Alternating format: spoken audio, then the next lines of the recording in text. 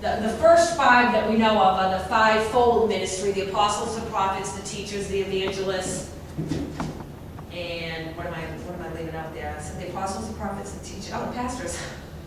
That's kind of funny. Anyhow, these five function, I believe, at many different levels. They can be to the masses. All five of those can be to the masses, or they can be to a small group, or they can be to a neighbor. They can be one-on-one. They can be behind a pulpit, not behind a pulpit. They can be at a school. They can be at a job.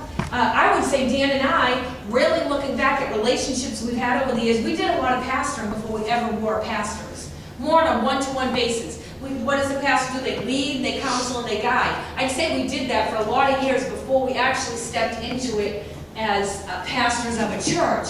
So basically, those five can even function at many different levels. We've just got to know how, where, and when, what our gifting is, and how, where, and when we're supposed to function in it. Now, there's a lot of people, I'll say this, I know people that want to be behind the pulpit and really shouldn't. They're not called to be behind the pulpit. I know people that they don't want to be behind the pulpit, but they're very called to be behind the pulpit. They're supposed to be, but they won't get up and do it.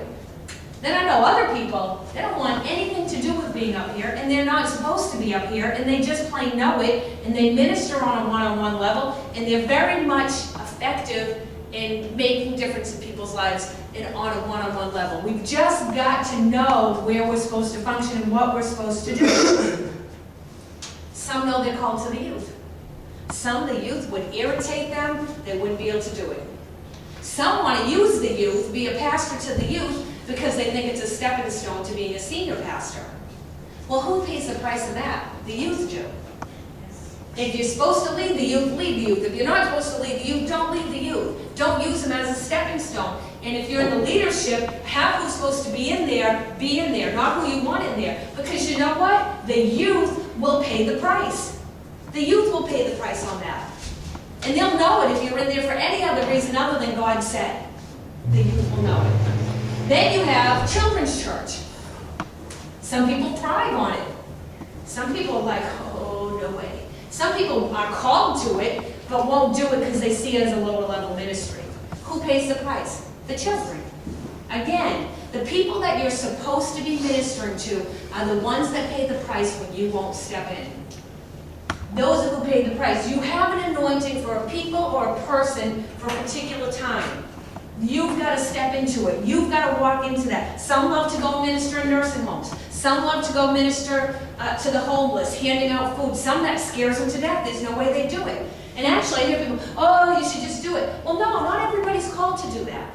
Are you called to do it? Is God saying do it? Is He directing your footsteps to go there? Is He blessing your hands to go there? If He's blessing your hands to do it, then it'll be a mighty work for God.